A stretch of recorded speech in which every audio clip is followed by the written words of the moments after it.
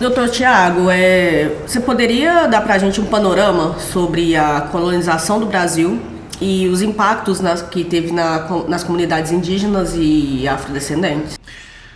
Bem, o que a gente chama de colonização foi um processo de invasão, né? Os nomes aí já, no próprio vocabulário, nas palavras a gente já encontra, né, direcionamentos de sentido, né? Como quando a gente usa, por exemplo, a palavra descobrimento, ou ao invés de invasão, né? Alguns livros de história, como o Leão Portilla, que escreveu a história dos povos indígenas da América do Sul e Central, ele fala sobre essa invasão como um processo realmente de extermínio, de guerra, né? Então ele resgata documentos antigos em que os próprios narradores nativos, né, que depois aprenderam a escrita, eles deixaram coisas, registros, né? E se a gente buscar essa história da colonização nesses documentos mais que são marginalizados, né, geralmente não aparecem tanto nas pesquisas históricas, esses documentos que foram escritos por descendentes de indígenas ou por alguém que não necessariamente fazia parte de um cânone ali da época, né, de uma elite, de uma aristocracia. Esse processo de colonização, né, de ocupação do território, ele só se deu graças ao trabalho de seres humanos escravizados. Esse contingente de povos, nações que foi recrutada, né, foi feita cativa, foi aprisionada e capturada no continente africano, vindo para o Brasil se desloca, né, negros oriundos de origens diferentes, né, e se misturavam ali naqueles navios negreiros, né. Então ali já se deu um grande caldeirão, assim, digamos, né, de povos, de culturas, de pensamentos, de conhecimentos diferentes. E isso também foi uma estratégia, né, de dominação, misturar os povos diferentes para enfraquecê-los, né? Então se separavam as famílias, né, e línguas diferentes, né, muitas línguas africanas diferentes. Então o Brasil, que a gente chama de Brasil, nasce como um grande mosaico em que se misturam de alguma forma, né, esses povos trazidos da África, que também poderiam ser chamados indígenas, e os indígenas aqui do que o povo Kuna chama Abya Yala, né, que nós viemos a chamar América como uma homenagem ao Américo Vespúcio, né, que teria navegado aqui pela primeira vez. Mas então vejamos que essa história era sempre escrita a partir do ponto de vista eurocêntrico, né, europeu, branco, tem toda uma ideologia de classe. Então os livros de história que encontramos, muitos deles não são nem um pouco neutros, né, imparciais. Então a escrita da história traz essa problemática, né, do que é essa colonização e o que seria essa contribuição dos povos, né? Na verdade, os povos indígenas e os afrodescendentes, eles foram mão de obra escrava, foram obrigados a trabalhar, trabalho compulsório, e digamos que eles que construíram tudo que veio a ser Brasil depois, né? Eles e tudo que resultou do encontro desses povos. Então, por exemplo, a gente sabe que os indígenas no Nordeste, eles tiveram um papel assim na produção de lavouras, né, de tudo ali que se fazia, todos aqueles processos de cultivo da terra e de animais, tinham o trabalho indígena e negro ali. Né? Se não fosse esses povos, esses europeus não teriam enriquecido, não teriam gerado capital. Então, Tudo que acumula do lado é porque você diminui do outro, né? exatamente. Se expolia uma classe, né? Isso a gente encontra também teorizado na teoria de Karl Marx, quando ele fala dessa questão da mais-valia, né? Então, mas nesse momento do capitalismo mercantil aí, na colonização do que a gente veio chamar Brasil, foi se criando foi se caminhando, né, se invadindo mais para dentro do continente ali, criando fronteiras e divisas e os povos afrodescendentes, esses homens e mulheres, crianças, senhores, sempre houve quilombos ali, desde o começo, aqui, sempre houve quilombos aqui. Inclusive nessa região aqui onde nós estamos, de Uberaba, né, a gente sabe que teve o quilombo do Ambrósio, nessa região entre Uberaba e Uberlândia, e foram quilombos numerosos. Não foi como o de Zambi, que teria tido cerca de 40 mil quilombolas, segundo alguns, segundo outros, até 100 mil quilombolas. Então, esse contingente de povos que iam criando esses redutos, né, de liberdade, e ali mesmo eles criavam suas próprias leis, né, nesses quilombos.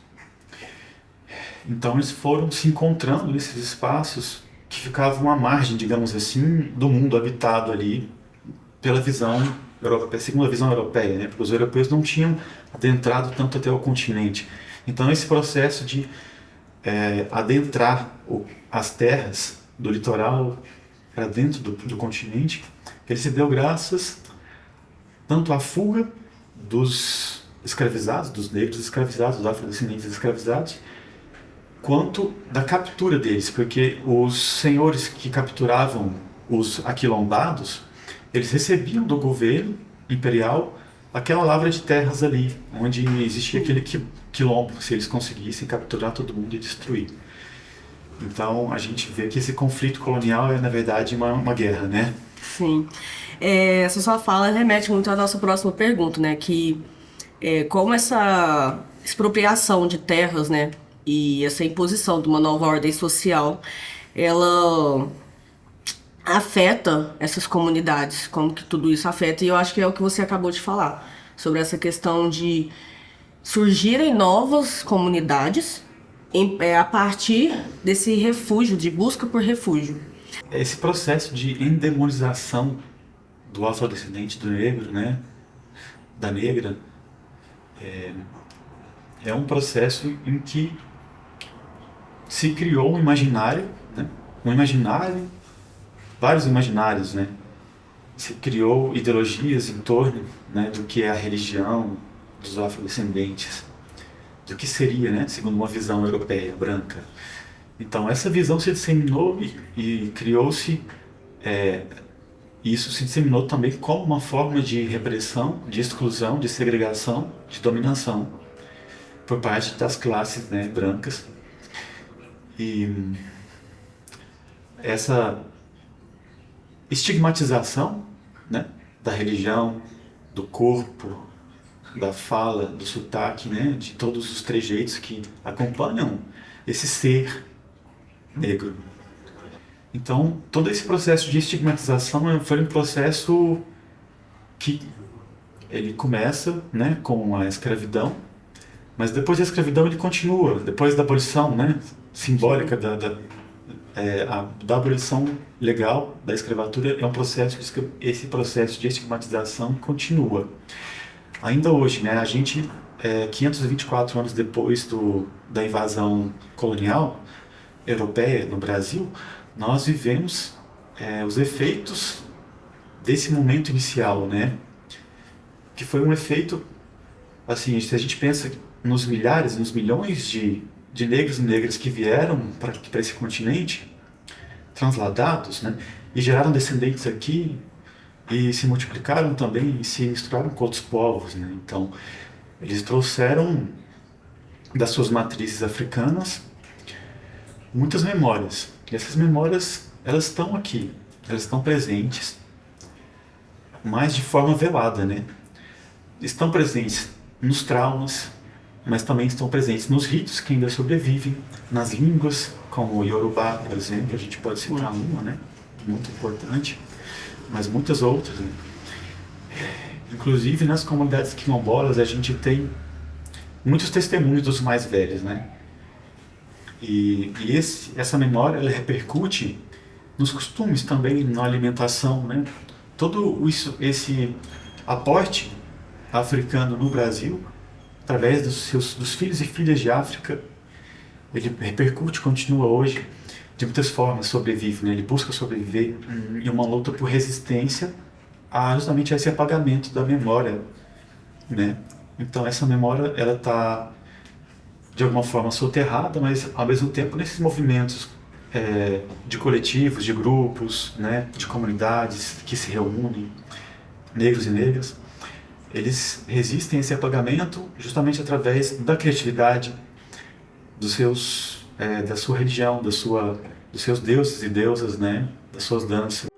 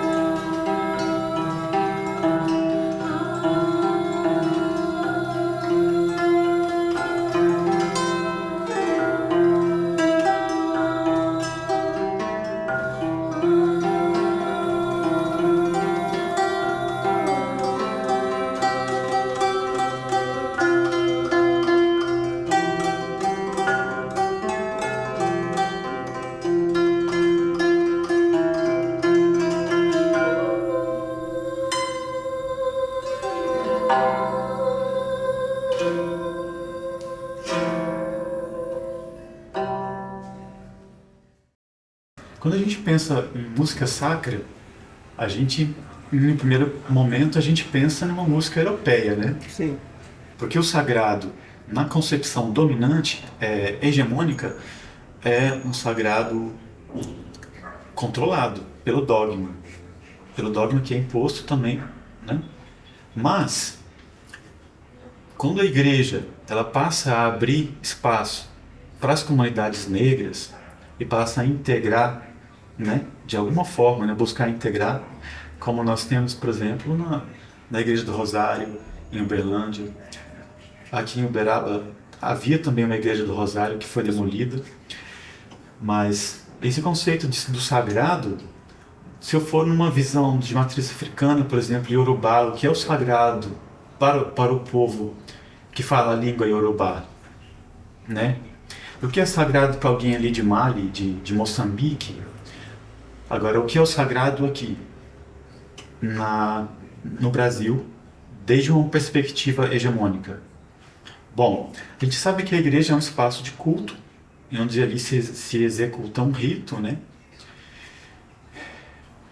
As religiões de matriz africana, elas também construíam seus templos, principalmente os templos que eles tinham, os templos a céu aberto, em que se tocavam instrumentos feitos de árvore, como o djembe, por exemplo, muitos instrumentos de percussão e percutidos com couro de animais, né? E forjados ali, tudo feito à mão, né, também. Então eles tinham seus luthiers, né? Tinham seus construtores de instrumentos, seus músicos, suas dançarinas. Agora, isso tudo, de alguma forma, não aparece no contexto de música sacra contemporânea ainda, raramente, né? Embora estão se abrindo espaços, mas para que a voz do negro e da negra apareça mais né, que esse sagrado, que não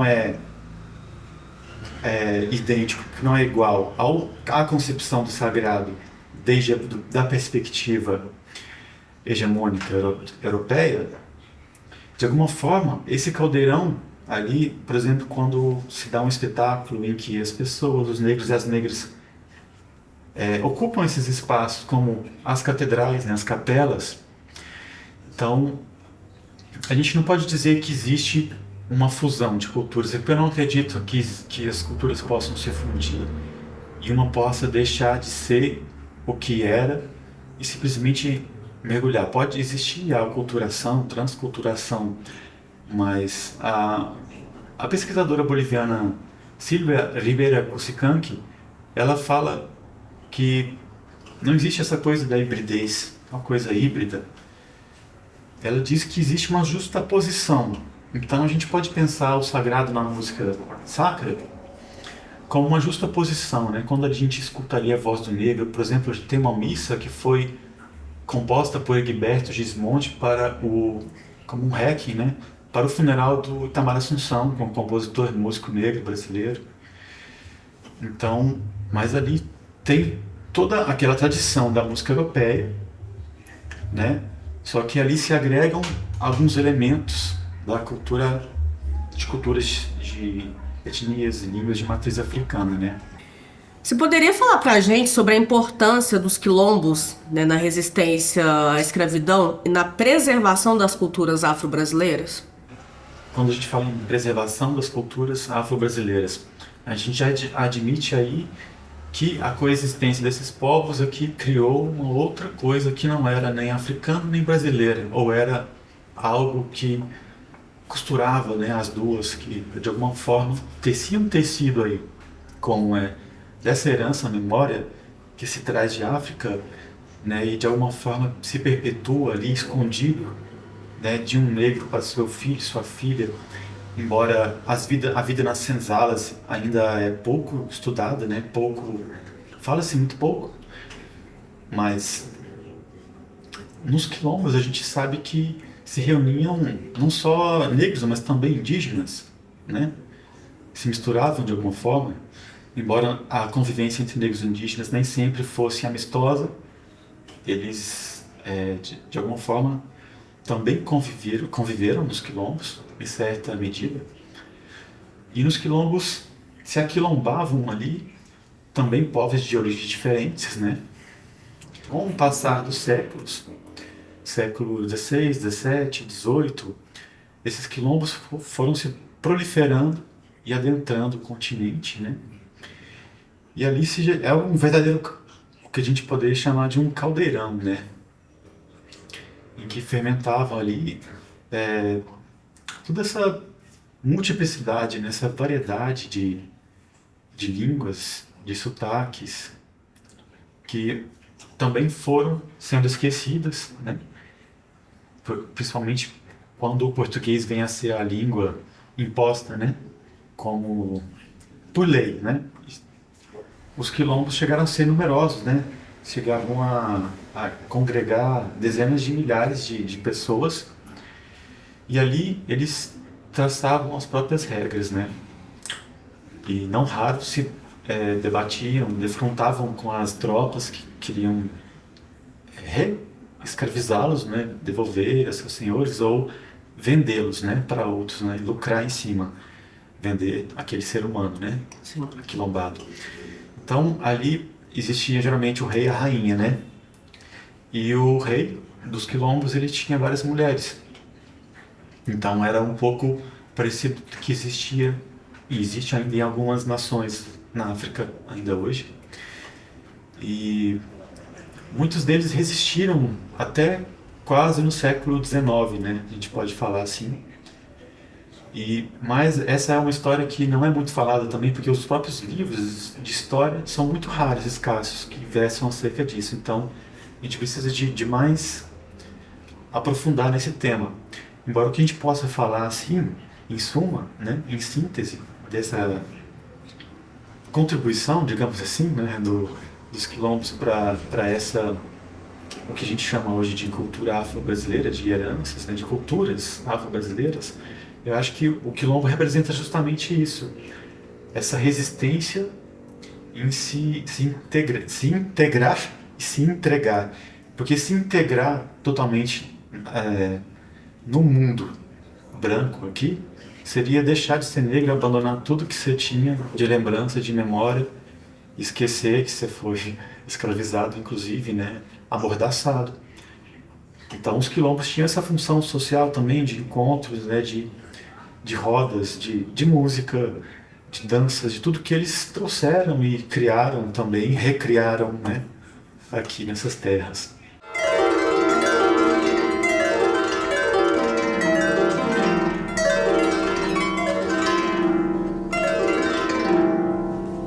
Como que a sociedade brasileira ela pode se beneficiar desse reconhecimento, da valorização das contribuições indígenas e africanas para o Brasil? Pouco nós vemos hoje, tão de uma maneira mais palpável, essa contribuição musical indígena. É fácil você ouvir uma canção brasileira e reconhecer os elementos afro ali, né? Mas os indígenas a gente perdeu totalmente. A cultura indígena ela praticamente foi dizimada, né, com o genocídio dessa população. E que ela também faz tão parte desse país, aliás, mais parte desse país do que qualquer outro, por serem os primórdios dele. E como que você considera que essa cultura, que resta tão pouco, pode favorecer a nossa sociedade hoje? A gente pode pensar no benefício de mergulhar nessa memória indígena e africana, né, afro-brasileira, como uma investigação das nossas próprias origens. Porque nós não somos povos puros, né? Não existe povo puro na Terra.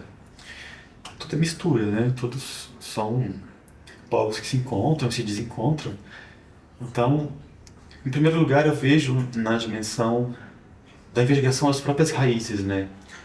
Porque existe muita história mal contada, ou seja, os livros que a gente, inclusive os livros didáticos, eles estão permeados por uma visão etnocêntrica ainda. Até as próprias fontes, os referenciais bibliográficos, teóricos, são referenciais, em sua maioria, europeus, né? Eurocêntricos. Mas no Brasil a gente já tem uma leva de escritores, de pesquisadores negros e negras, né, que estão aí estudando, escrevendo e disseminando.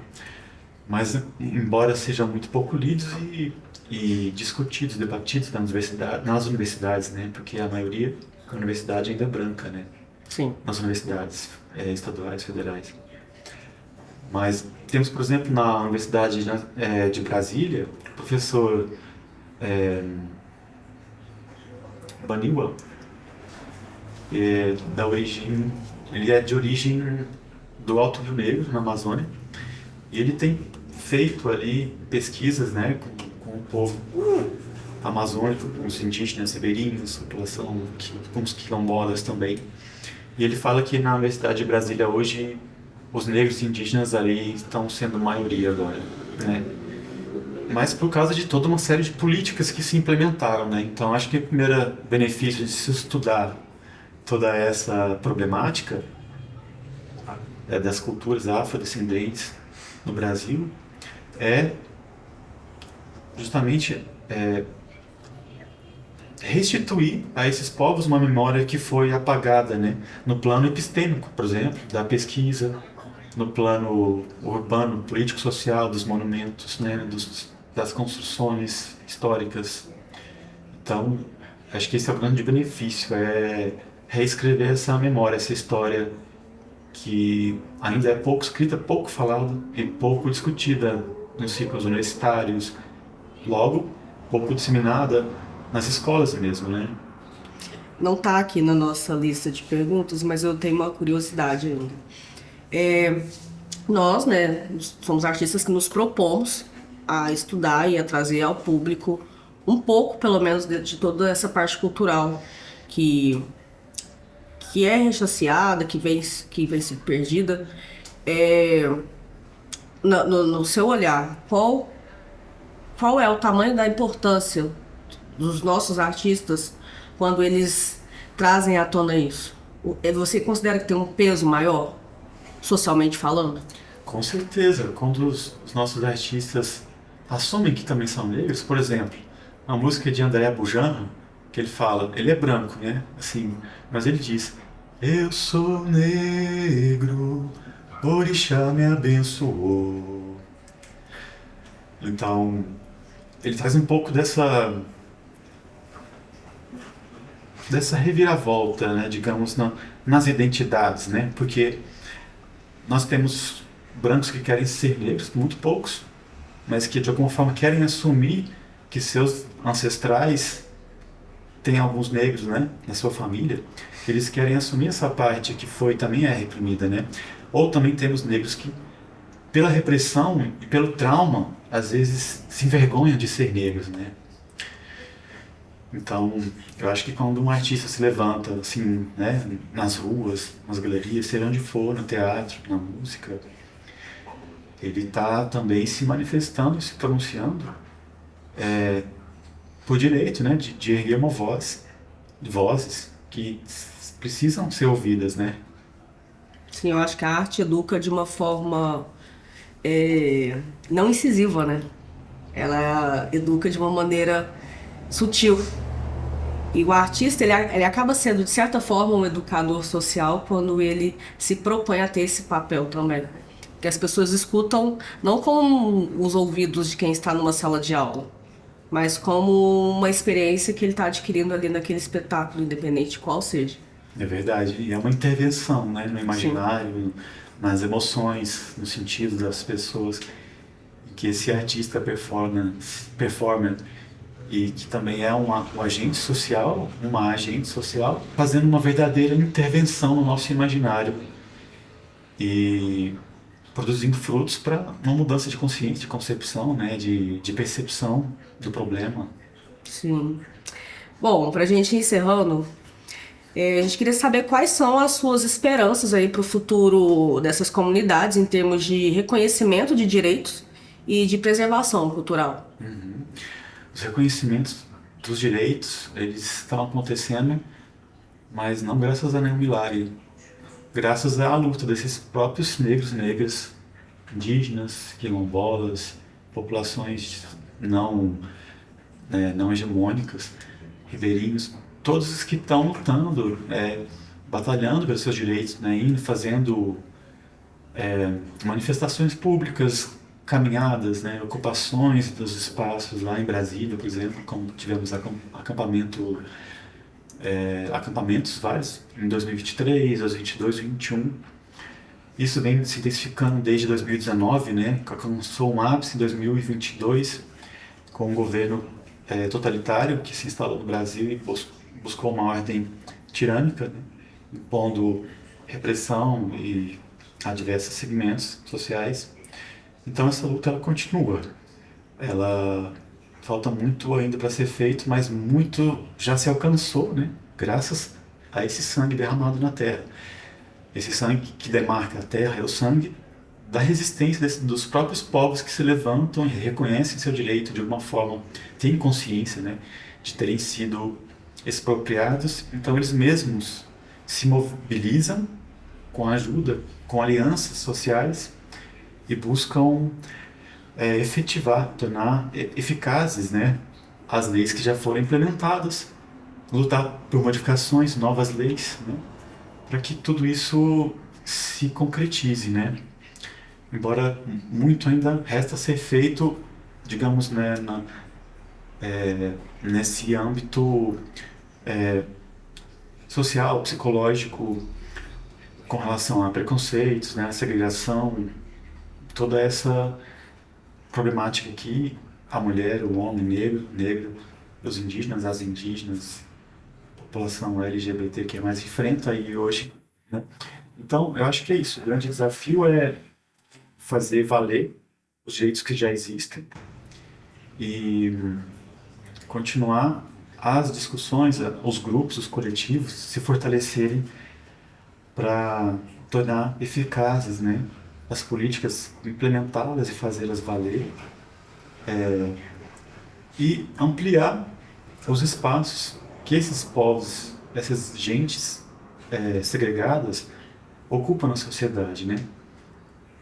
Eu acho que nós estamos muito além de onde nós começamos, mas ainda estamos muito aquém de onde deveríamos estar, né? Então não podemos também nos acomodar porque conquistamos um pouco do território, mas sim continuar aí essa luta de outrem, né, que já se sacrificaram de maneiras, inclusive, inimagináveis para que nós estivéssemos nesse momento agora. Sim. E, inclusive, essa memória ancestral é a grande riqueza das lutas contemporâneas, porque é justamente nesse plano epistêmico da ideia dos saberes ancestrais e que estão grandes chaves, né? Grandes armas, digamos, de luta pacífica, mas uma luta política, assim, macropolítica e micropolítica, no plano, digamos, sociopolítico e no plano da subjetividade também, né? Porque o que acontece nas esferas institucionais molda de alguma forma as subjetividades, né?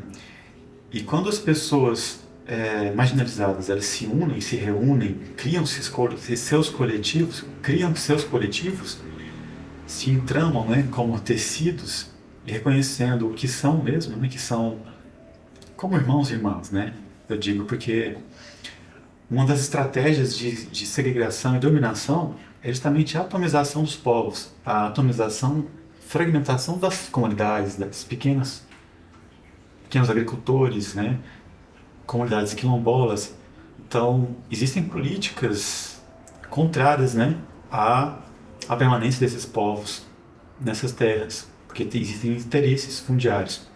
Então, o Brasil, em suma, podemos resumir como uma história de invasão, consolidação do território, feita por meio do espólio, da escravização e da consolidação desse território dominado pelas elites, como a construção de fronteiras, de divisas, né, e a transformação da terra em propriedade privada. Assim, parte significativa do alimento que nós consumimos vem de pequenos agricultores, né? E grande parte dos povos que ainda persistem na agricultura familiar, por exemplo, são descendentes. São afrodescendentes, são descendentes de indígenas ou indígenas. Então existe uma grande relação entre esses povos, essas comunidades, a terra, né? Uma outra forma de ocupação da terra, do território. Mas também essa luta, isso é resistência também, né? Essa luta por permanecer no seu território, nas terras ancestrais. É uma resistência, mas a resistência também ela está na cidade, nos espaços urbanos, né? Nos muros, nos murais, no grafite, no rap, mas também na música clássica, né? Por que não? Todos os campos são campos, né, de luta e de emanar essa voz, né? Eu acredito que ocupar os espaços que não foram criados previamente para que nós estivéssemos lá é de extrema importância. Isso faz com que as pessoas passem a nos enxergar com outras formas, quebra muitas barreiras de preconceitos, né, estabelecidos aí ao longo do tempo. Então, como eu digo com relação a esse concerto, a todo esse trabalho que nós temos feito, ver uma cantora nessa região, uma cantora ou um cantor negro cantando músicas eruditas numa igreja, ver esse pessoal aí engajado. Hoje a gente tem uma galera do Islã que é essa batalha de poesias, que tem escrito livros, que tem sido muito engajada na cidade de Uberaba, ocupando espaços centrais dentro dessa cidade. São escritores, são mestres e doutores formados em universidades. Essa revolução ela acontece no nosso cotidiano paulatinamente. Aos poucos isso vai acontecendo e aos poucos nós vamos tomando espaços em que nós consigamos destaque e dessa forma também nos façamos ser ouvidos, né? As pessoas escutam o nosso discurso por nós estarmos ali. Nós só conseguimos estar ali através dessa ascensão acadêmica também.